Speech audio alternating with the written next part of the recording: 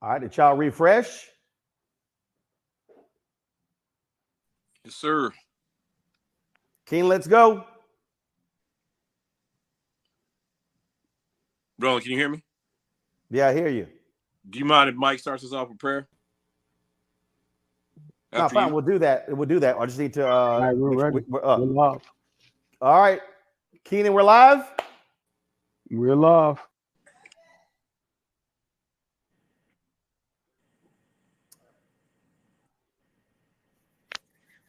All right, folks, we are back for the second hour of Roland Martin Unfiltered, the Black Star Network. We also are live with our Win with Black Men call. We've got some great guests lined up. We're going to kick this thing off with prayer with my alpha brother, Mike Blake with Kairos. Mike, go ahead and get us started. Father God, we come to you at this hour to say thank you. Thank you for allowing us to be here once again. Thank you for the ability to be in your space.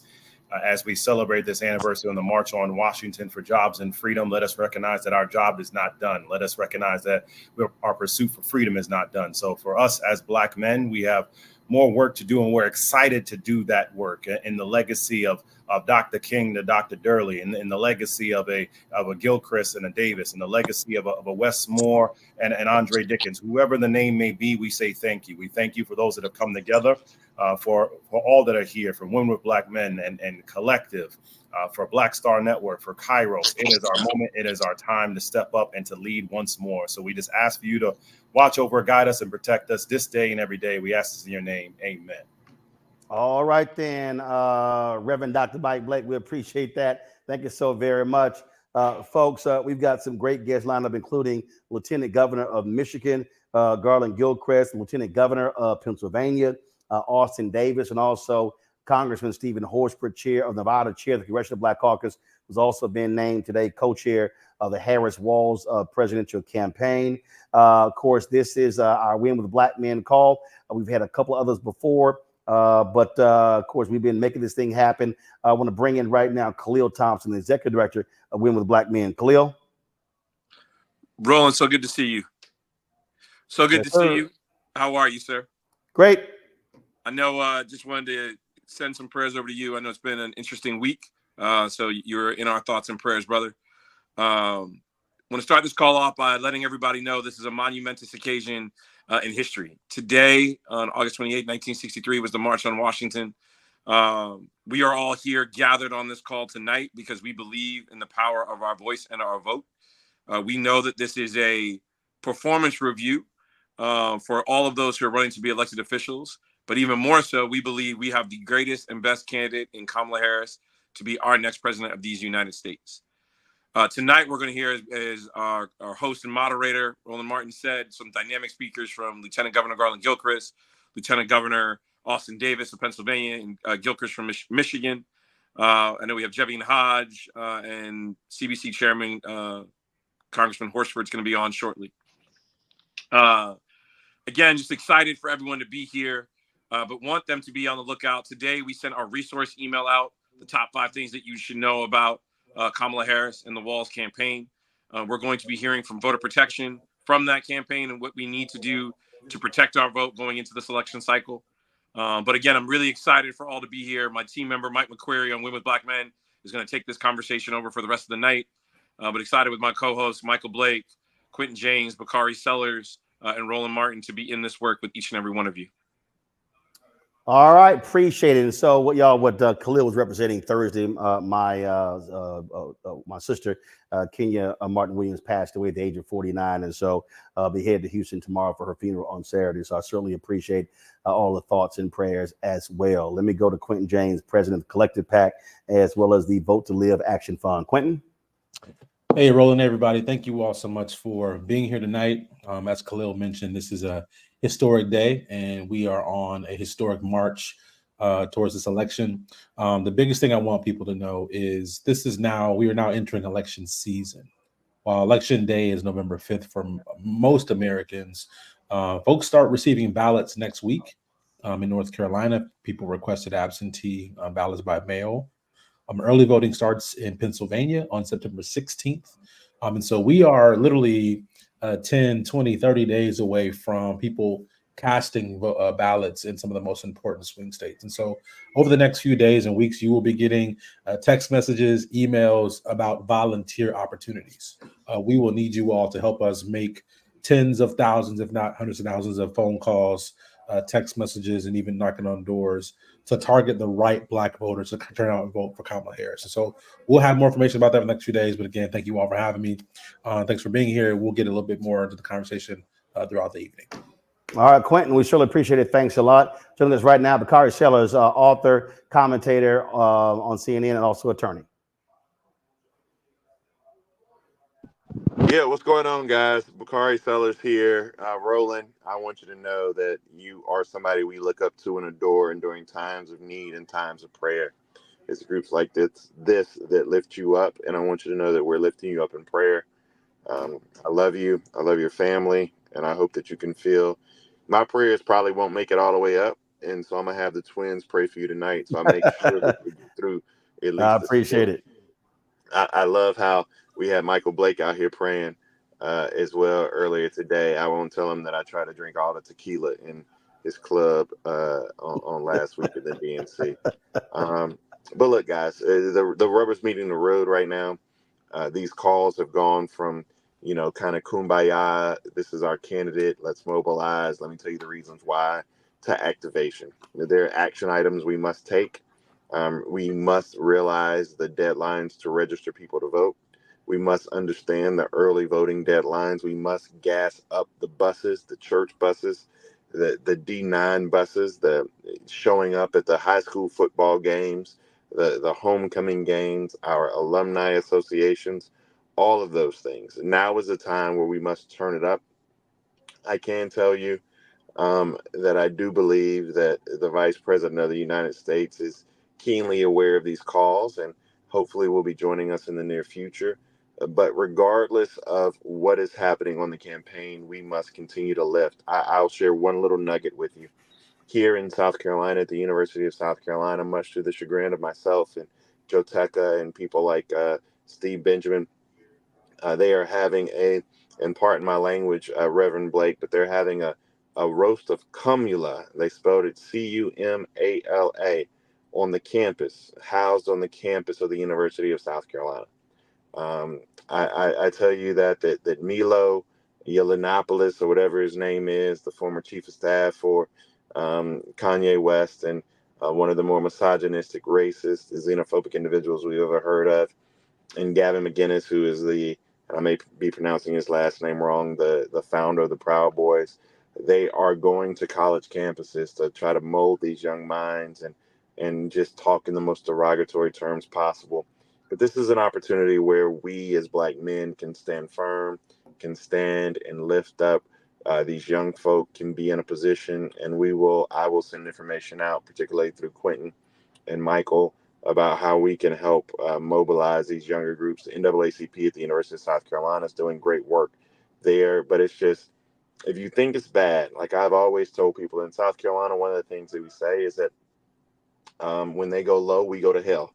And so we're going to have to meet them there just to fight for our sister Kamala Harris. I love all of you all. I'm very appreciative of all the love and support. Let's just keep this going. Roland, my prayers are out with you. I love you probably more than you know. So I appreciate your work, your words. And as your family goes through this time, remember that only when it's darkest can you see the stars. I appreciate it, my brother. Thank you so very much. Thanks a bunch. We've got a couple lieutenant governors who we want to get on very quickly. Michigan is a critical state for Vice President Kamala Harris. Governor Tim Walz joining us right now. He's been on two of our previous calls. He's Lieutenant Governor of Michigan, Garland Gilchrist. We want to go to him right now. Roland, my brother, thank you so much.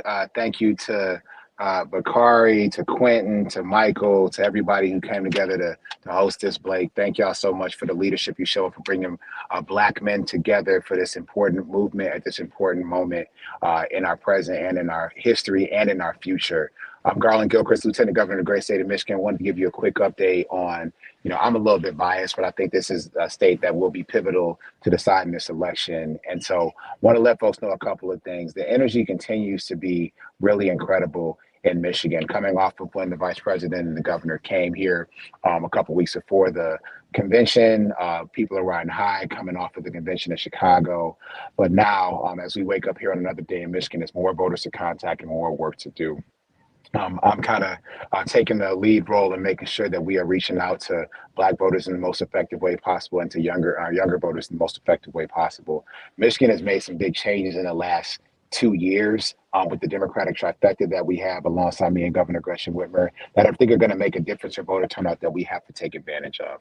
First and foremost is that, absentee voting is going to start in Michigan the day after my birthday, September 26th.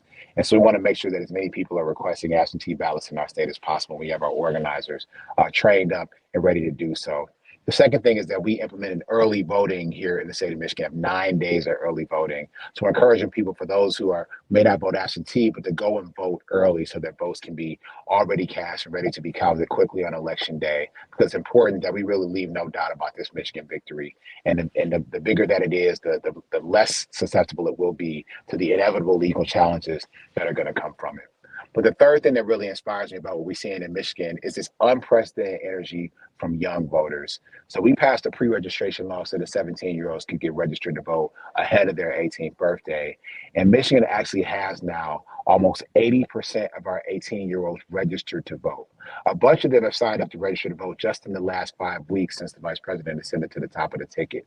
That's exciting because I think that most of those young people are coming in prime to vote for the vice president. But now we got to do the work to actually organize and meet them where they are and talking to them. And so I'm meeting those folks where they are all across the state of Michigan, in the city of Detroit, where I live, in places like Flint, Michigan, and Benton Harbor, Michigan, where a lot of Black folks live, but also in places in rural Michigan where these younger voters are hungry for a clean energy future that we can deliver them in Michigan and in America. So I'm really enthused and encouraged by that, but registered voters aren't good enough. We need to have actual voters, mobilized voters, engaged and informed voters. And the resources that come from a call organized like this one help us be able to build the team, to build the squad, to do the work, to reach the people, to have the conversations that frankly only we can have, to not have a generic conversation about voting, but a real conversation about power, a real conversation about the future, the future that you want to see, the way that voting can help you get there, that it is one step to take to seizing the power that you already have,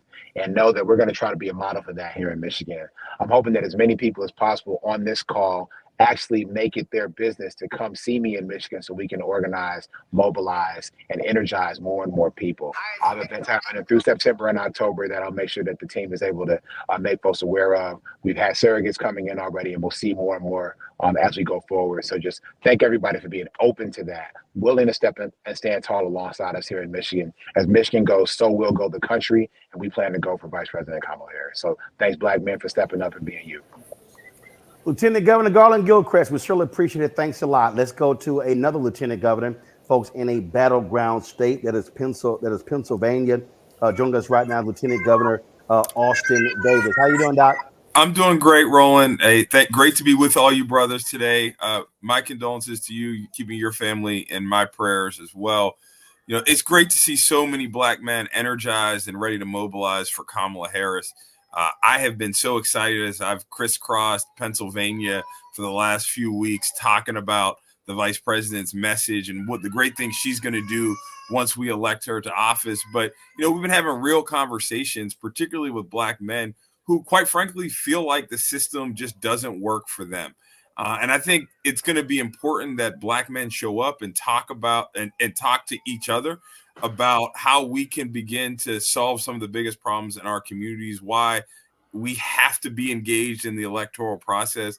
I've been proud to chair the Black voters for Harris of Pennsylvania to help make sure we're turning out Black voters, not just in Pittsburgh and Philadelphia, but all across Pennsylvania in small communities like Erie and Chester and McKeesport and Aliquippa, because we know Black people live everywhere. I want to echo the invitation that my colleague LG Gilchrist gave. Pennsylvania is going to be a close state. We know that the last election was decided by half a percentage point. I believe this election is going to be equally as close. We really could use all hands on deck.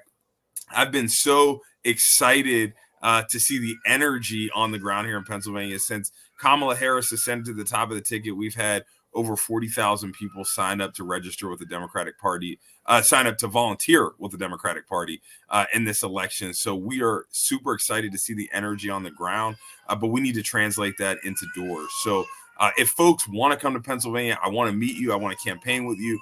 I want you to engage with us because as Pennsylvania and Michigan goes, the country is going to go. And it's so critical to make sure that we use every power in our resource to elect Kamala Harris.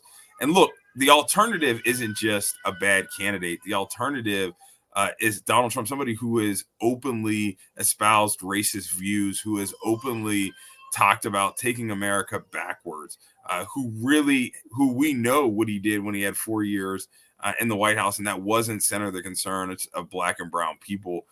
So I'm proud to be with you all in this fight. I look forward to helping to lead us on to victory here in Pennsylvania. I believe we will win, but we have to do the work to get there. So thank you all for being here, and it's great to be with you all in this fight. All right, then, Lieutenant Governor Austin Davis of Pennsylvania, we certainly appreciate you joining us on this call. Just to give some folks perspective in terms of how we see these things changing. Polling data comes out all the time, and let me be real clear. When you look at this polling data, and we keep saying this over and over and over again, don't just get focused on polling data. Vice President Kamala Harris keeps saying, run as if we are behind. Run as if we're operating as underdogs. Fox News polling comes out, shows her up 2 points in Georgia, 2 points in Nevada, Arizona, showing down in North Carolina. Polls are going to change every single day. Not a single poll has ever won an election. What wins elections are when people show up, turn up, and turn out. And so those things have to happen. Also understand what's happening in Texas. They moved some 1 million people in terms of off the voting rolls. So we want everybody who's watching and listening to check your voter status. Go to iwillvote.com. Check your voter status. We see these shenanigans happening in Georgia, in Florida, and other places. And so we want you to always protect yourself when it comes to voting. And when I say, folks, why our voting matters, I'm going to use the example of Wisconsin. I'm going to bring up former Lieutenant Governor Mandela Barnes of Wisconsin. In 2022, he was running for the United States Senate against MAGA Senator Ron Johnson. Well, what happened? In Milwaukee alone, it was a tight race. You had a lot of third-party groups and PACs who were pouring money into there, saying he wanted to defund the police, who were attacking Black Lives Matter, all those different things. 50,000 fewer people voted in Milwaukee. 50,000 fewer people voted in Milwaukee, just Milwaukee, in 2022 than the people who voted in 2020. Why am I saying that? Because many of us turn out in presidential elections. We don't turn out in midterms. Same thing happened. Obama gets elected in 2008. We don't show up in the 2010 midterms. 16 state legislatures flip. Republicans take control of governor's mansions, take control of one of the branches in the federal level. And then you begin to see all of these laws then coming out. Well, in Wisconsin, 50,000 fewer people voted in Milwaukee. Mandela Barnes loses to Ron Johnson by 26,000 votes. If those 50,000 people show up in 2022, we're not introducing him right now as former Wisconsin Lieutenant Governor Mandela Barnes. We'll be saying, here is U.S. Senator from Wisconsin, Mandela Barnes. That's why we must understand every single election is crucial. So let's go to Mandela Barnes right now. Hey, man, thank you so much for setting the stage. And I got on a little bit late, so if condolences are in order, please accept them from me. Didn't get to hear the situation, but know appreciate that it. Appreciate it. It's my sister who passed away, but go right ahead, my brother. Yeah, man, certainly sorry to hear that. I'm glad you set the stage. I'm glad you talked about my race and the importance of the context of where we are now versus where we were 2 years ago, because at this point, late August of 2022, I was way ahead in the polls, but unfortunately had been left behind. And there was just this battering of negative attack ads that went up on air from third-party groups. You mentioned the 26,000 votes that I lost by, the 1%. That all equal to $26 million that my campaign was outspent by third-party groups. And these are the same folks that are lining up, planning to do the same exact thing to Kamala Harris. I was at the gym today. I saw it was essentially the same exact commercial from 2 years ago. They just took me out of it and put her in it. And they're going to try to do everything to distort her record. They're going to try to do everything to make a monster out of her. And that is why we have to stand up and mind the gap. That's why we have to stand up and show that we won't take this lying down. We won't take people just showing up to our communities trying to tell us who we are. And, quick shout out to lieutenant governors in Pennsylvania and Michigan, because you did leave out Wisconsin, the two of y'all, but that's okay. I'm here to say that Wisconsin is the most important swing state, the swingiest of the bunch, if you will, given the fact that Donald Trump won Wisconsin by about 20,000 votes. Joe Biden won Wisconsin by about 30,000 votes. As was mentioned, I lost my race by 26,000 votes. So very, very narrow margins. But when we show up, we win. And the way we get people to show up is through constant and sustained engagement. We have to make sure people believe. We have to make sure people trust us. We have 70 days to do so. Now, the energy is through the roof. As so many other folks will tell you, it is something magical that is happening right now, but it will not sustain itself. All this excitement does not sustain itself. It just won't exist because we want it to. It exists because we put in the time, the effort, the money, the resources, the blood, the sweat, and tears to get Kamala Harris over the finish line to become the next president of the United States of America. Now, we're all coming down from our DNC high, and I don't want us to feel that we had so much fun during the DNC, whether you were at home or whether you were at the United Center. I want you to think that we had so much fun and excitement that we can't get to work the next day. That next day is already here. And so for all the folks who are on this call right now, who know somebody who's still on the fence about whether it makes sense, whether it even matters if they show up to vote, we have to change hearts and we have to change minds. And the way that we do that is through organizing. That's how I got my foot into this arena, is through grassroots organizing. And I got elected to state representative in 2012, lieutenant governor in 2018, the honor of my life. But I can tell you it was the power of the people behind me that got me to either of those offices. And we are the people that have to show up with the power to elect Kamala Harris. So just want to say thanks so much for having me. I know we have iwillvote.com for more information to get folks involved and engaged. Want to just say thank you to Brother Blake, Quentin James, Bakari, everybody who helped put this together. I know I'm forgetting some names. I didn't even want to start saying those names, but thank you so much. But even more than the organizers, the people who are participating and the people who are going to go outside after you close the laptop and go make a difference in this election. Want to thank y'all. Mandela Barnes, we surely appreciate it, bro. Thank you so very much. Folks, I told you a little bit earlier in terms of the latest polling. Fox News poll shows in Arizona, 50-49, Harris over Trump. Georgia, 50-48, Harris over Trump. Nevada, 50-48, Harris over Trump. North Carolina, Trump, 50-49 over Harris. Now, when you look at those Senate races, you see much wider margins. And so you see literally 8 to 10 to 15 points for the Democratic senators running in those states compared to the presidential race.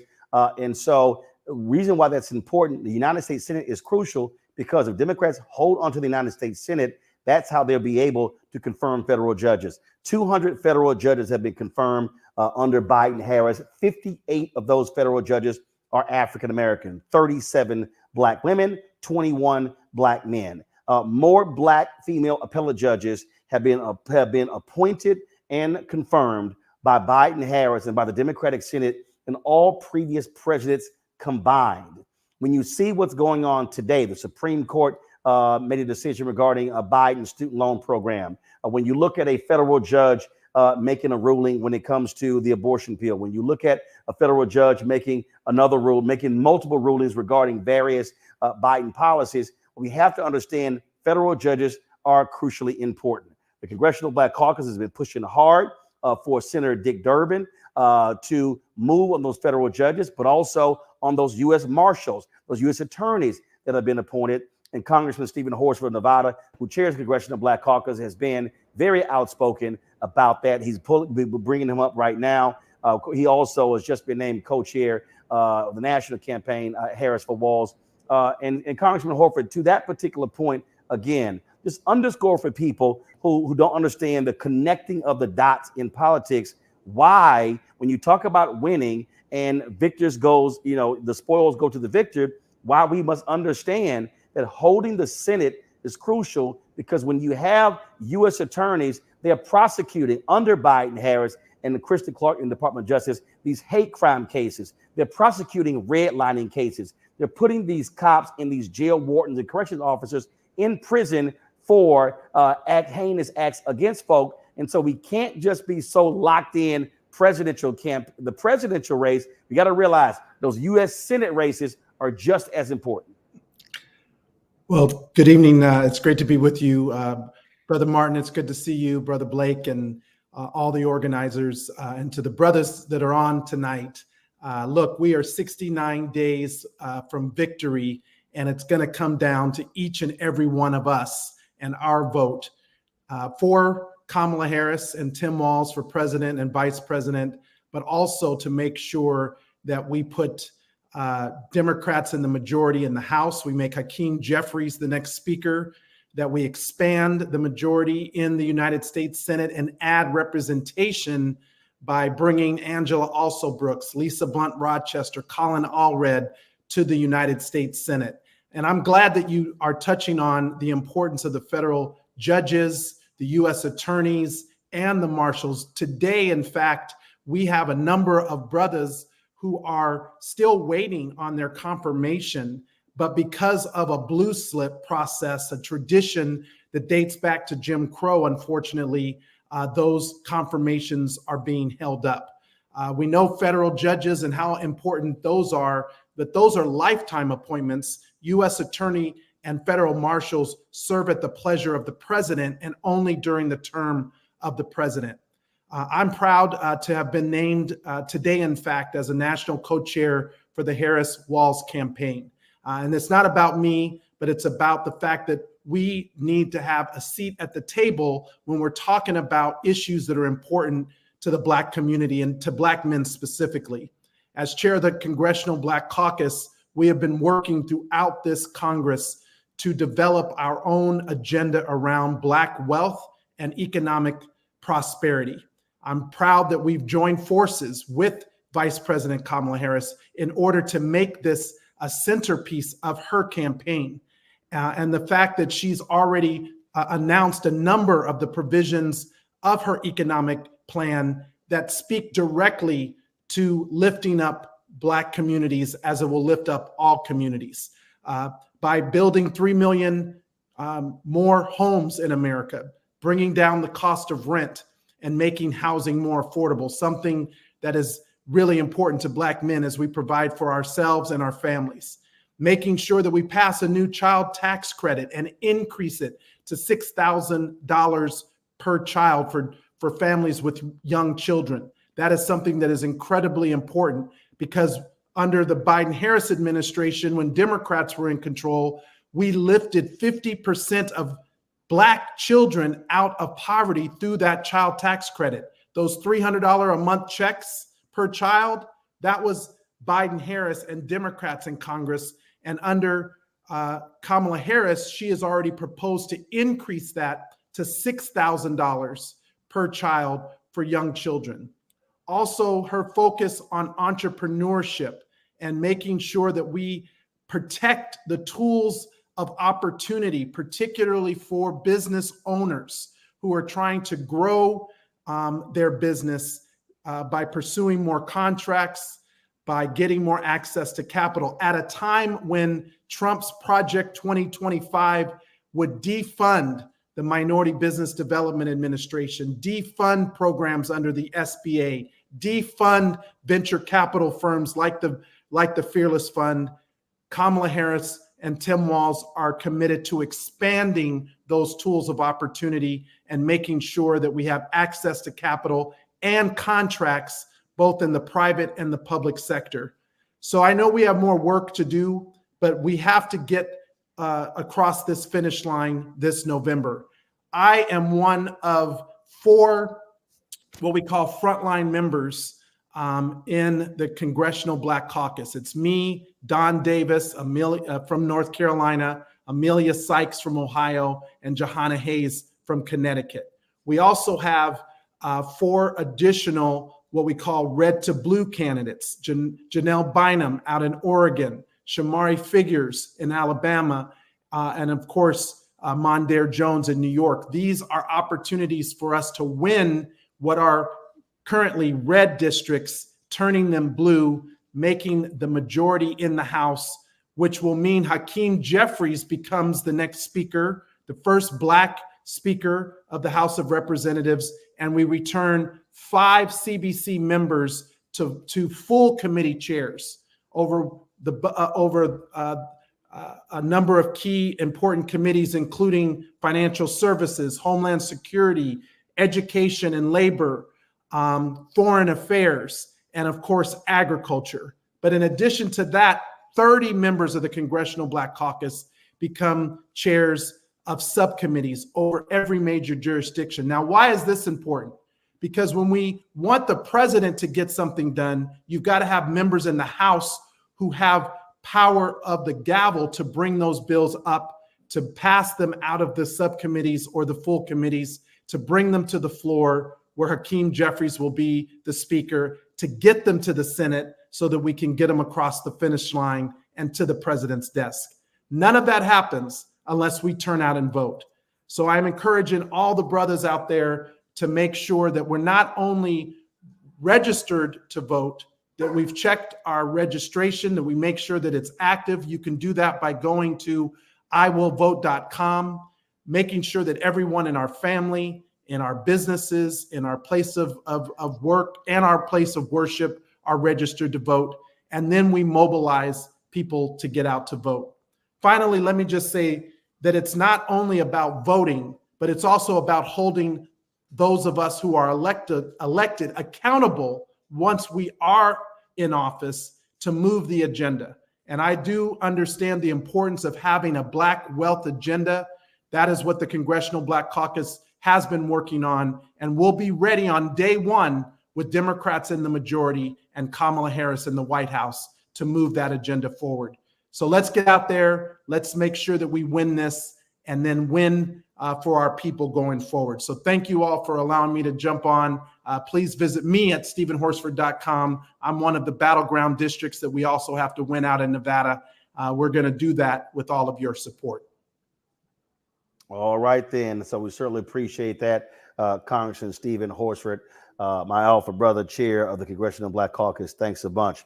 Folks, joining us right now is Darius Brown, Delaware State Senator. Also, keep in mind, happening there as well, we are likely going to get a sister back into the United States Senate, and that is Congresswoman Lisa Blunt Rochester. She is running for United States Senate there in Delaware. And so we can't wait to support her in that effort. So if y'all in Delaware, make sure you cast your ballot for her. Let's go right to State Senator Darius Brown. You there? I am. Good to see you, Brother Roland, and all the brothers that are here tonight on tonight's call. I want to talk a little bit about our politics and why our politics are local and the impact that it has when we elect African Americans in state legislatures, when we show up to vote as Black men, and how that enhances what's going to happen with Vice President Harris, but also the majority in the United States Senate and House.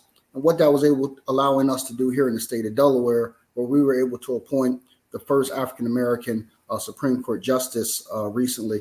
We were also able to add more African-Americans to the Delaware judiciary. We're able to adopt adult expungement, which was not legislation here in the state, and working with our Congresswoman Lisa Blunt Rochester, replicating her clean slate bill for automatic expungement in Congress here in the state of Delaware, where over 200,000 Delawareans now have had their records automatically expunged. We've been able to invest and build the first new public school in the city of Wilmington, an $86 million investment because of federal funds and how they've been able to be brought to the state of Delaware, and we're driving to improve public education.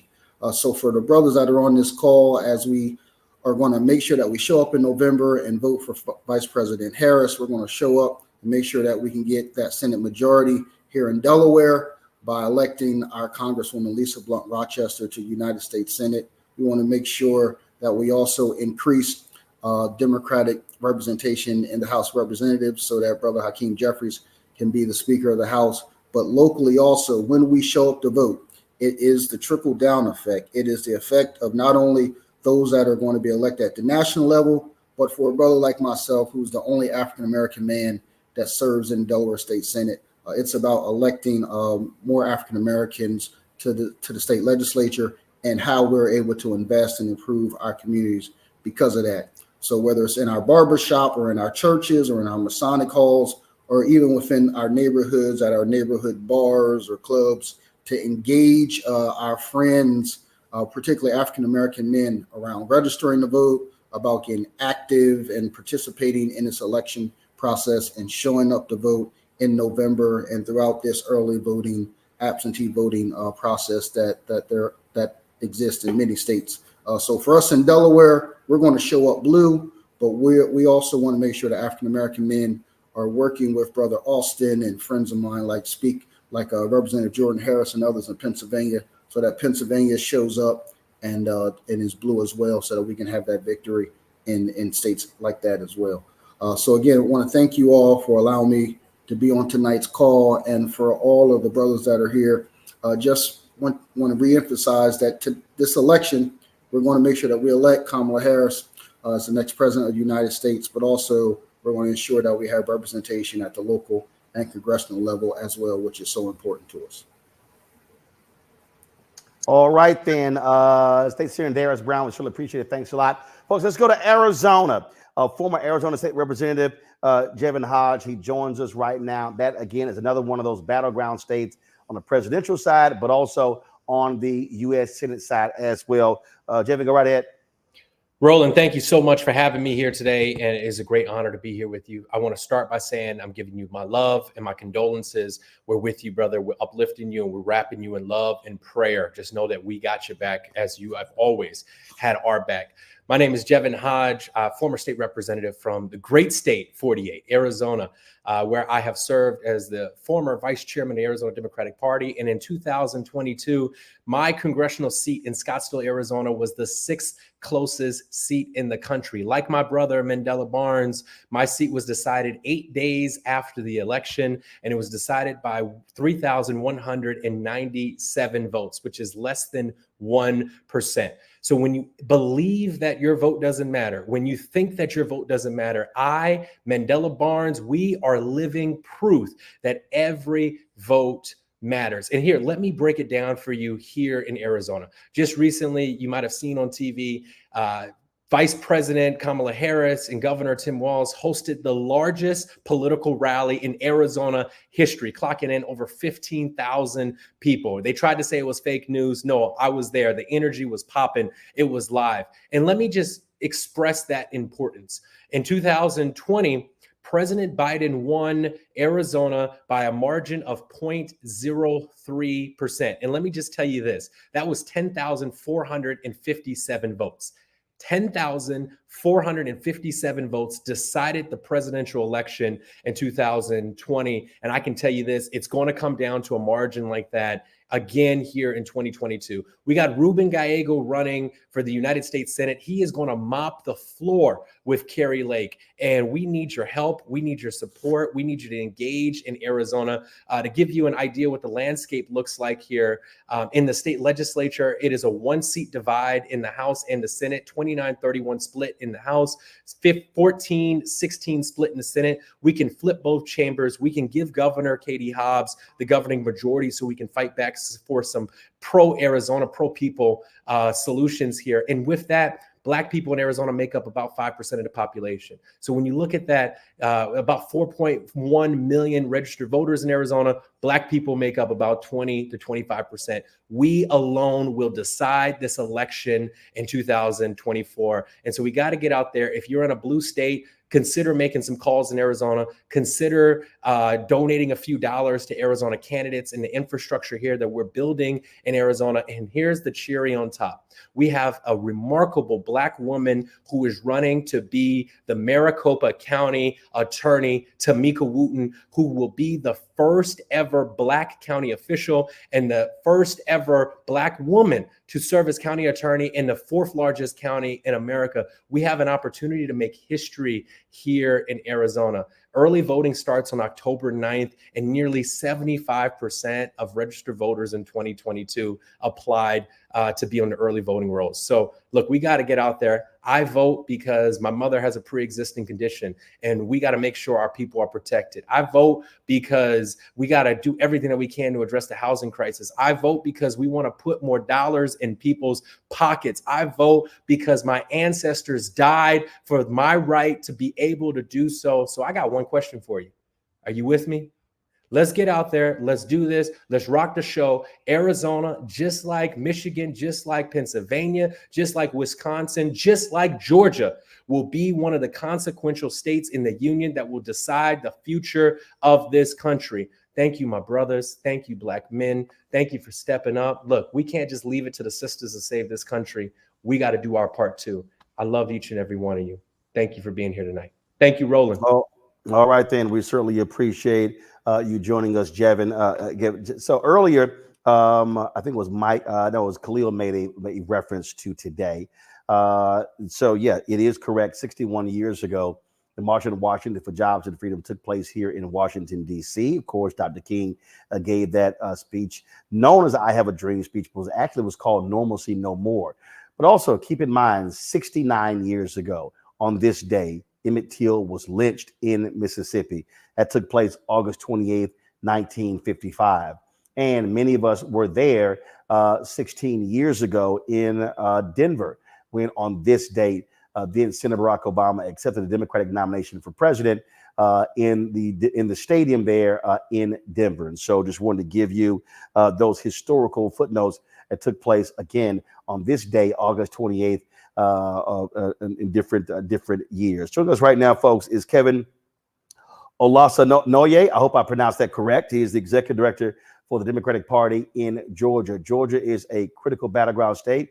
Vice President Kamala Harris, Governor Tim Walz, they are there in Georgia today, touched down today. They had some events in different parts around Savannah. They will be holding a rally in Savannah, Georgia tomorrow. And of course, Savannah, Georgia is the hometown of Georgia United States Senator, my alpha brother, Raphael Warnock. So let's go to Kevin. Kevin, you're on mute. It's only taken 4 years. There you go. Where the movement in Israel. Thank y'all for having us tonight. I appreciate it. Kevin, hold on, Kevin. I didn't hear you. You said it only took 4 years for what? I said it only took 4 years for me to find where the mute button is on a virtual call. I appreciate you. Our hearts and our thoughts and prayers are with you and your family. Thank you to our brothers who organized the call. I'm honored to be on here tonight. Look, I'm here for 3 reasons. The first reason is my Black son, Elijah, who will be 4 years old next year. And I just don't want to have the talk with him, the talk that we brothers have to have with our sons about what we're supposed to do whenever we have an interaction with law enforcement. I want him to live in a world where he can do and say as he please, like his white brothers and sisters do as they please with law enforcement, and they can make it back home safe at the end of the day. My second reason is my daughter, Destiny. She's almost 2 years old. And, I want her to live in a world where she doesn't make 75 cents on the dollar as her Black brother or her white brothers and sisters. And I want her to live in a world where she has the ability to make choices about what happens with her body whenever she wants to. Because I just believe that there's not enough room for a doctor in the same hospital room as her and all the people that she wants to make those decisions. And 3, I'm in it because I don't believe that I get to sit on the sidelines when it comes time to building the future that I believe that we should have as Black people. And as Black men, I believe that everybody, every generation is called to roll up their sleeves and put their hand on the arc of the moral universe to bend it towards justice. I don't believe it happens on its own. It happens because each of us step up to the plate when the time is necessary to put our hand on it and force it to bend. So I'm really excited about the work that we're doing in Georgia. I'm really excited about everything that we got going on here. Don't believe the polls. Don't believe what you hear on television. We are going to win the 16 electoral votes for Kamala Harris and Governor Walz in Georgia in 2024.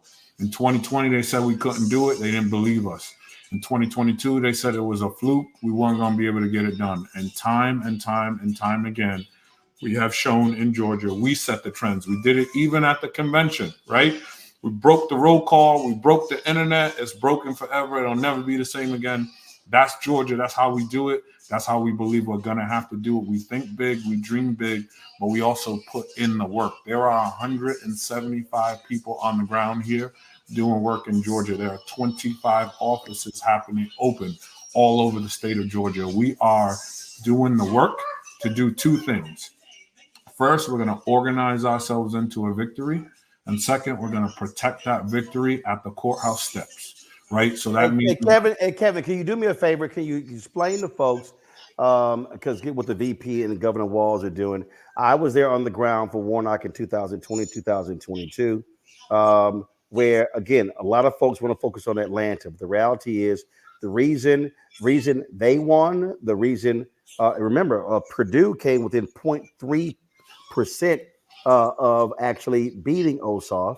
And the reason Biden-Harris won is because Black folks were mobilized in non-Atlanta areas. And that is, the focus was on Jonesboro, Statesboro, Albany, Athens, Savannah. And so what I need people to understand is we don't need everybody and their mama organizing in Atlanta. That's needed. We need maximum turnout in the Atlanta metro area.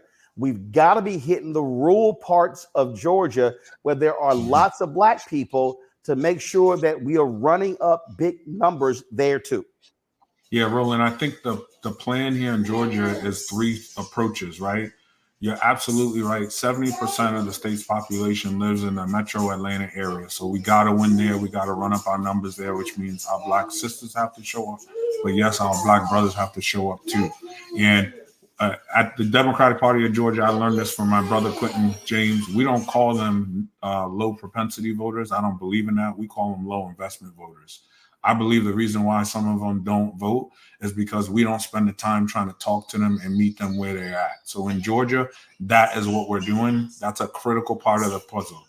I also believe there is a very small sliver, if you can believe this, Roland, of the population of the electorate that is legitimately on the fence on this election. They either don't know Kamala Harris and her record, or they know Donald Trump and they think that because he sent them a stimulus check in 2020, that everything was all good on his watch. And we got to talk to those people and remind them what it was like to live in Donald Trump's America in 2019 and 2020, right? America fired this guy for a reason, and we're going to have to remind those folks why we did that. But then absolutely, Roland, I'm calling it the 5% plan, and that's everywhere outside of Metro Atlanta.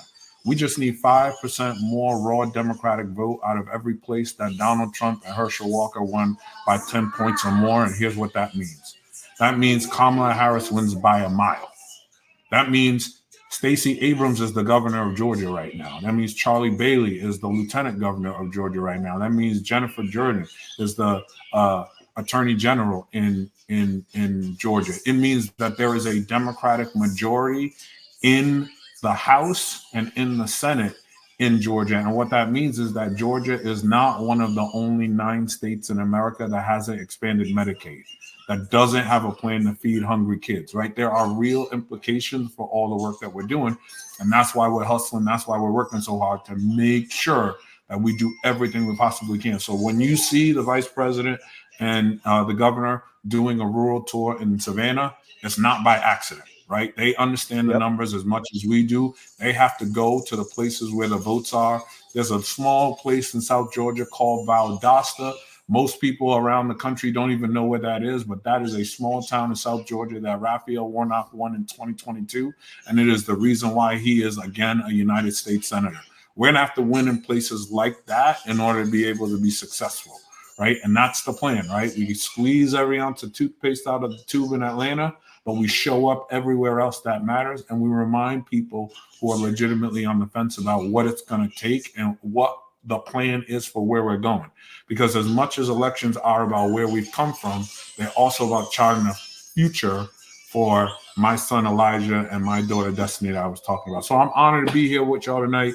Look, if you're looking to get involved, if you're looking to make an impact, Georgia, we set the trends.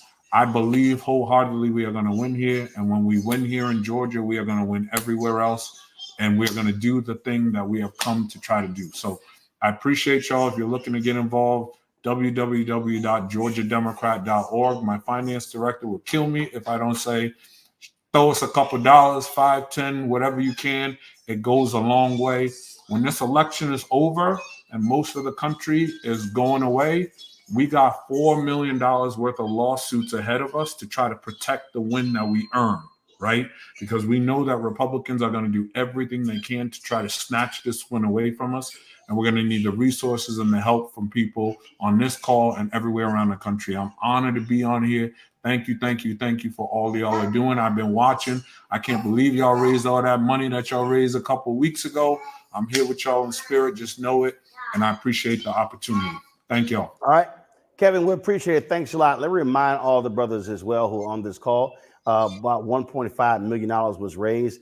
About $1 million went to the campaign, but $450,000 is going directly to various Black male organizations.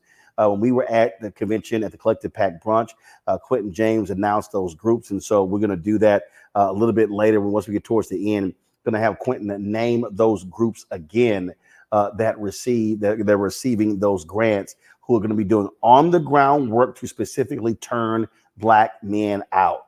Folks, a little bit earlier on Roland Martin Unfiltered, I talked to rapper Yellow Pain, who in 2020 did a video called "My Vote Don't Count," and he said that he was one of those folks who didn't understand how voting was connected, not just where everything is not just the presidential race, but all going from the top to bottom, bottom to top. And so, in case you have not seen that video, he did it with 7th Streeter. I want to play that for you because every single one of us should be grabbing this video on YouTube. You should be downloading on your phone because he's speaking to a lot of brothers and sisters who do not understand politics, who do not understand how these things are connected. So, Keenan, roll it.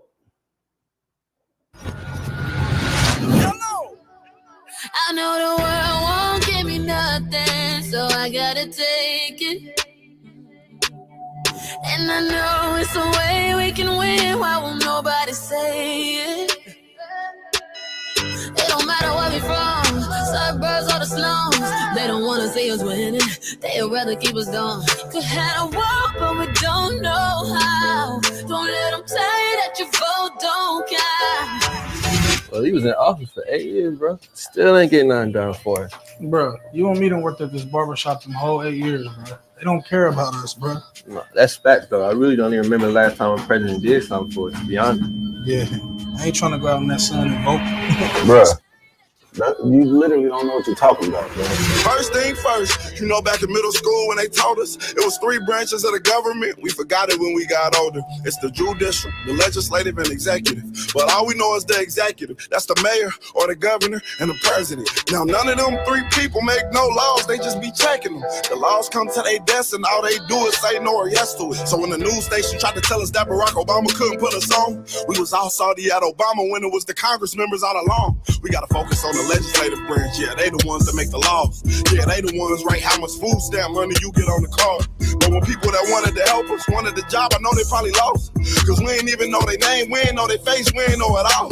So the Congress or the State House, that's legislative, they make laws. So what we want from the president is what they do. Okay, y'all? See, they election every 2 years, but we don't never even go to those. The Congress, they can raise minimum wage, but we ain't even really know it though. So you know how back in 08, when we all voted for Obama, we was all supposed to go back in 2010 and vote for the Congress. Cause they the ones make child support laws. They the ones choose if your kids at school get to eat steak or corn dogs. The State House make the court calls. So if the country failed, then you can't say it's them, it's your fault. Cause y'all ain't know to vote for Congress members that was for y'all. And they don't gotta leave after 4 years, and we just let them sit. See, they don't wanna tell you this, they want you to focus on the president. Now the third branch is the judicial, that's judges. They the reason why John Crawford and Trayvon ain't had justice. So when Meek Mill got locked up just for popping willies, we blame the judge and not the city when they let her get voted in, cause they ain't know who to vote against. Imagine life on the other side. Roads better, schools better, everybody get their license back, grocery store food better, custody of your kids back, homeless people get new shelters. If we gonna fix the U.S., we gotta start with them 2 letters. Me and you. Somebody told us that the government want to keep us broke, but the only reason why those people in the government is because we ain't vote. And I ain't talking about the president, I'm talking about the ones we ain't know. See, they was gonna try to keep it low, but it's gonna hurt them when they see the pros. I know the world won't give me nothing, so I gotta take it. And I know it's a way we can win. Why won't nobody say it? It don't matter where we from, suburbs or the slums. They don't wanna see us winning, they'd rather keep us down. Could have a war, but we don't know how. Don't let them tell you that your vote don't count.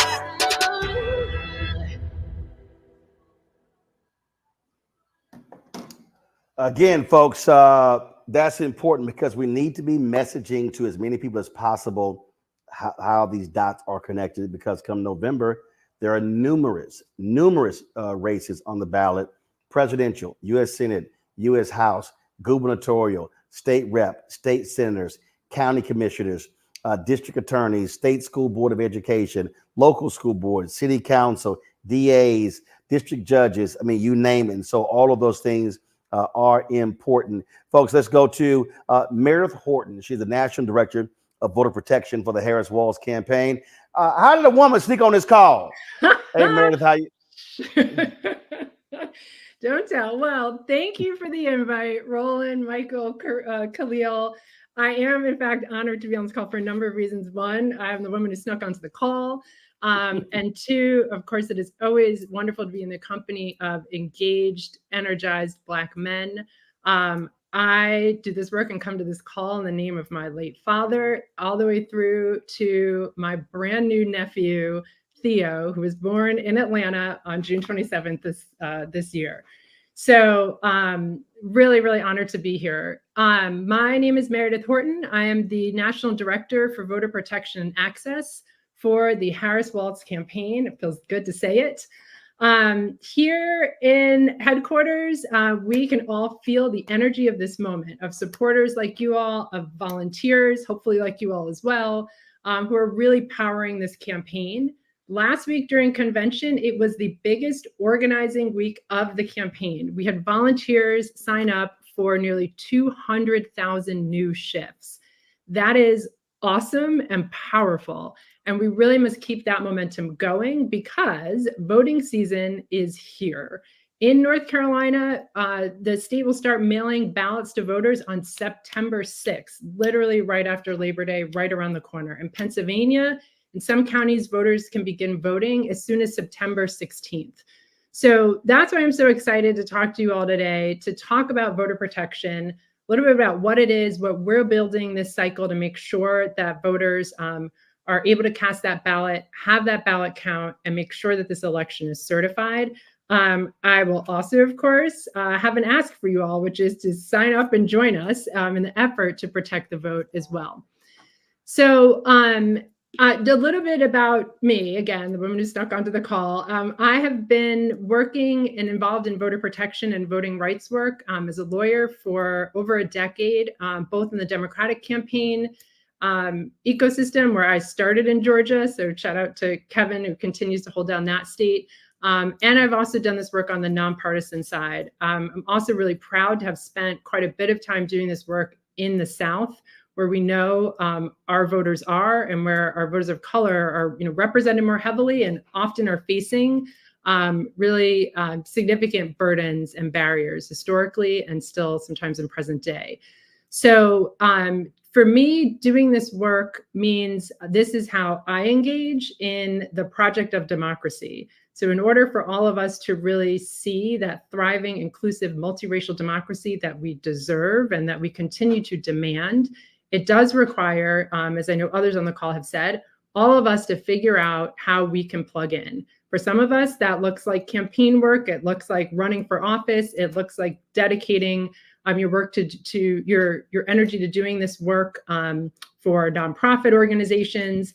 And it also is just as important to plug in to democracy by going and casting that ballot, making sure your neighbors and family members have checked their registration and know how to register. All of that counts. All of that is really important. And we're excited to find places for all of you to plug in to the campaign.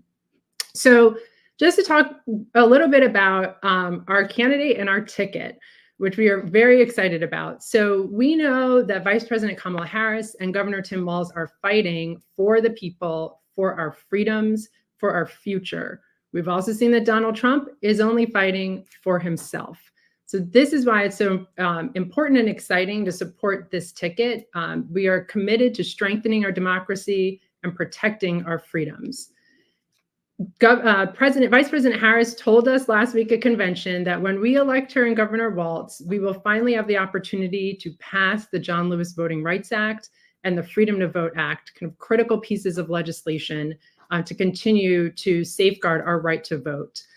We know that as senator, she introduced the Vote Safe Act, which aimed to expand early in-person voting, no excuse, mail-in voting, and drop boxes across the country, all things that make it easier for folks to cast a ballot and have that ballot count. And under the Biden-Harris administration, we saw the DOJ double its number of voting rights attorneys and enforcement staff. So they are prepared, again, to make sure that we are protecting the right to vote and being aggressive about it. So as I said at the top, in voter protection, our central job is really to make sure that every eligible voter who wants to cast a ballot can do so and have that ballot count, and make sure that those elections are certified. So I'm going to talk a little bit about what we're building to do that. So right now, we've got over 100 staff in 12 states, and that will continue to grow as we get closer and closer to Election Day. So we are standing up or have stood up teams in Arizona, in Nevada, Michigan, Minnesota, Wisconsin, New Hampshire, Pennsylvania, Georgia, Florida, Virginia, North Carolina, and Maine so far. And this team is complemented by a really strong legal program that has been developing expertise on the laws and legal landscape in our top battleground states since last fall. So we work hand in hand together to monitor issues and barriers to voters as they arise and make sure that we're using tools like litigation and going to the courthouse when necessary in order to protect that right to vote. And the legal team has been involved in nearly 24 lawsuits across the country so far aimed at protecting voters. So my staff will be working over the next 60 plus days to counter all the attacks on voting rights and to shore up our election system so that they work for our voters. And there's three main elements of our program. So one, expanding access to the ballot, two, protecting elections, and three, educating voters. So when we talk about expanding access, we are working hard and have been since well before this moment here, since earlier this year, to remove barriers to the ballot box and to proactively look for opportunities to expand access to voting. So we are true advocates in voter protection.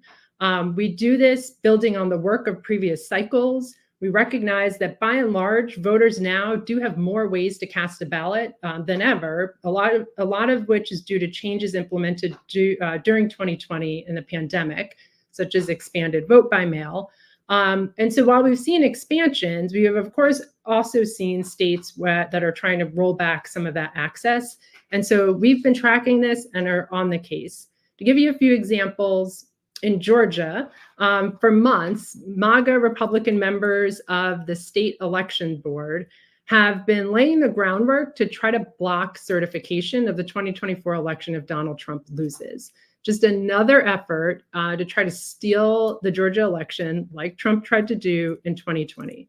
We are taking proactive steps to stop them and protect the integrity of our elections. So, for example, just this week, the DNC, the Georgia Democratic Party, and the campaign all sued the state election board in Georgia to prevent them from upending the mandatory certification of election process that Georgia law requires. And they tried to do this just weeks before voting begins. But no, again, we are on the case, taking them to court to prevent that from happening so that when you cast that ballot and we get through election day, that those elections are all certified as they are legally required to be. In North Carolina, we know that early voting is really popular, particularly among communities of color. We have been advocating for early voting sites for months, to making sure that there are locations that are accessible to all voters. We continue to follow up that those locations, to make sure those locations are not eliminated as we get closer in time to voting. In Nevada, we are working with voters whose mail ballots have been rejected in the past for mismatched signatures. So sometimes when the signature on your ballot doesn't match the signature on file with the elections office, your ballot ends up rejected. We've been working directly with voters to update their signatures so their ballots are less likely to be rejected this fall. And in Michigan, another example, we are advocating for more satellite clerk's offices with the hope that additional locations can help eliminate long lines that college students and others tend to face historically in that state. And those are concerns that we are addressing similarly in other states as well where they're arising. So that expanding access piece, again, has been going on since early this year, and we'll continue that work and that advocacy work right up until the end of the election. So the second main element is protecting elections. This is work we've been doing for decades. So we will be on the ground to protect voters as they cast their ballot. This is the real part of the program where we mobilize thousands and thousands of volunteers across the country. And I'm hoping many of you sign up to join our programs in our battleground states. This is a poll monitoring program in part and a hotline program. Our poll monitoring program puts individuals just like you all out in polling places across the country. So we make sure that you are trained, that you are supported by resources both in hand and back in boiler rooms and campaign offices. But those poll monitors really become our eyes and ears on the ground to ensure that voting is safe and fair. These volunteers are absolutely critical to our campaign. They are able to tell us, for example, if there's a 3-hour line in Fulton County polling location on a Sunday, is it because there's a long line of excited Harris Waltz voters who came out as part of a huge Souls to the Poll effort? And so folks are hyped, they're excited to vote for Democrats up and down the ballot. Or is that really long line there because 4 out of 7 voting machines inside the polling place have malfunctioned and the county's tech team is taking too long to respond? Either way, we're on the case, but as a poll monitor, you're really our source of information that's close to the ground to let us know what's happening with the conduct of elections in real time. So it's a really powerful network of volunteers that provides information to the campaign to make sure we can fix problems as they're happening if we didn't get to it before it happened. Lastly, we will also really focus on educating voters. Voter education, so critical this cycle. As we continue to see mis and disinformation, as we kind of consider the impact of AI on voting information, it is really, really important that voters know they have accurate, credible information on where to vote, when to vote, and how to vote. I'm so excited to see I Will Vote and the hotline running across the bottom of the screen, because it's exactly where I want to send you all and where I encourage you to send your communities, your networks as well for that accurate information. I Will Vote It's available in multiple languages, as is the hotline as well. So we will make sure through voter protection, also working with our digital teams, our comms teams, to really push out resources so folks know where to go for that credible information. So those are really the three sort of pillars of our program. Again, also supported by post-election work as well. We'll make sure that our poll monitors are monitoring not only just the voting period, but the counting of ballots as well. And we, along with our legal team, are really preparing for all the way through the certification process. So now is the time when I ask you all, or I let you all know how you can get involved with our program. So voter protection. Yep, you got about 60 seconds. Go ahead. Okay, great. So voter protection is something that anyone can do, whether you're a lawyer or not a lawyer. I'm going to drop links in the chat to show you how to get involved and how you can sign up. We have poll observers, we have hotline volunteers where you're providing information to voters, answering their questions, and other roles as well. And we would love to see you out there. It is one of the most rewarding things you can do. And you build your own knowledge about voting and the conduct of elections that you can share forever with your communities and with your families. So we really hope you'll join us and get this win for Vice President Harris, Governor Walz, and Democrats up and down the ballot. All right, then, Meredith, we certainly appreciate it. Thank you so very much.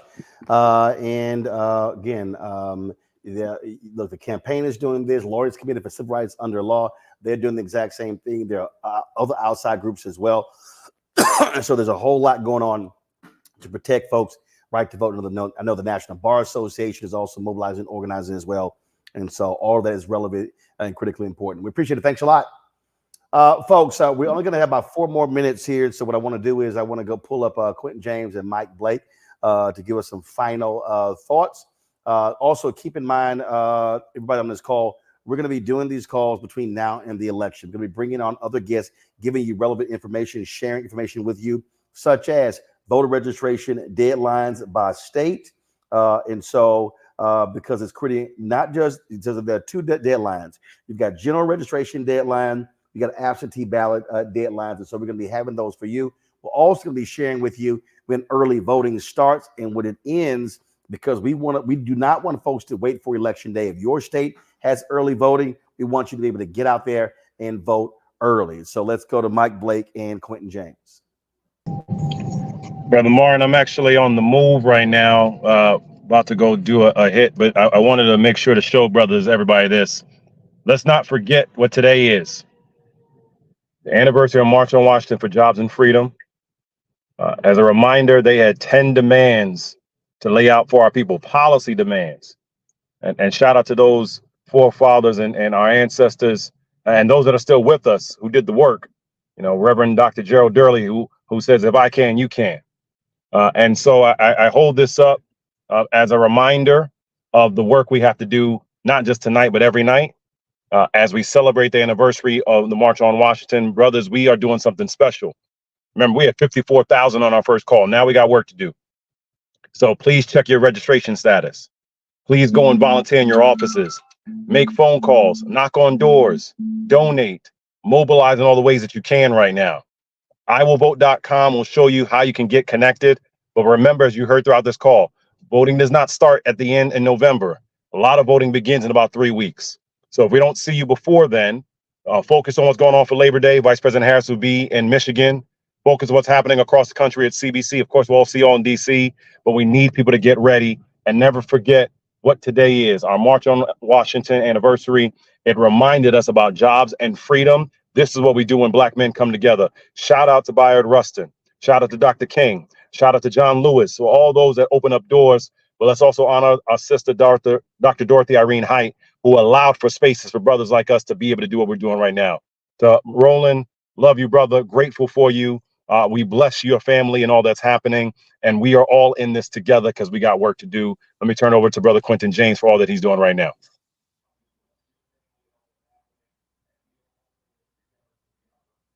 Mike Blake, thanks a lot. Be safe. Quentin James with Collective Pack.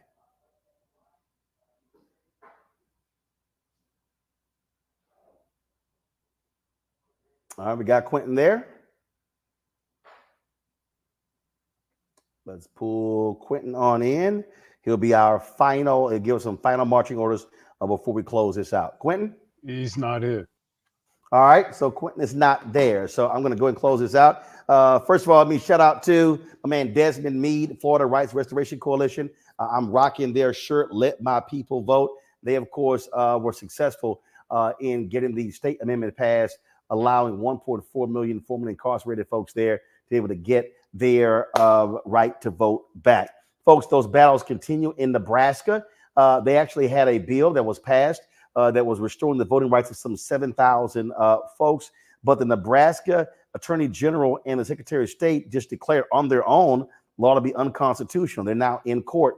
And so I had, of course, segment on my show yesterday about that. So please check that out. So you need to understand these battles are happening all across the country as Republicans are trying to shave as many votes as possible. They want to restrict folks because they are on record as saying if more people vote, they lose. Literally, Texas Attorney General Ken Paxton used a false report from Maria Bartiromo on Fox News to raid the home of an 87-year-old Latina in Texas. LULAC is calling for the Department of Justice to investigate.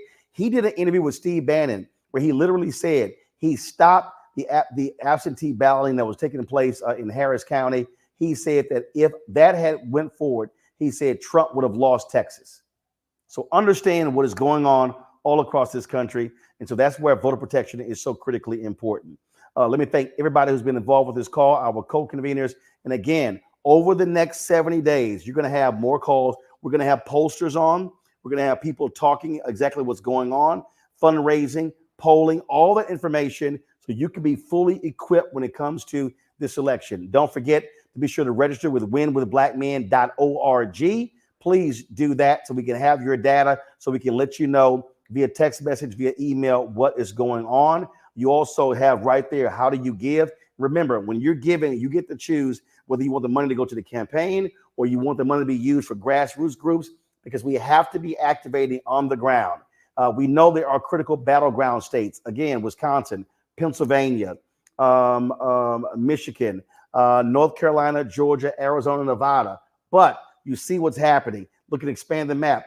Critical races in Florida, races in other states as well. So we cannot ignore. We can't only focus on the top of the ticket. We got to focus on all those down ballot races. So we're maximizing our power. My goal is very simple. I say this all the time on the show. We want to be maximizing where at least 70% of all eligible Black voters are casting ballots. At least 70. We do that, we can win tons of races. Do y'all realize Texas has the largest number of eligible Black voters in America? The largest number. We've got to be maximizing that number. Also, speaking of Texas, when Beto O'Rourke ran against Governor Greg Abbott in 2022, 75% of voters under the age of 30 did not vote. So we got to tell millennials and Gen Z, use your power, not just on Instagram, not just on TikTok, use your power at the ballot box. So folks, that is it for us. Let me thank all of our co-hosts as well. Let me thank all of you. Don't want to hold you long, folks. Appreciate y'all being on this call. And until next time, we'll see you on Win with Black Men. Y'all take care. Holla.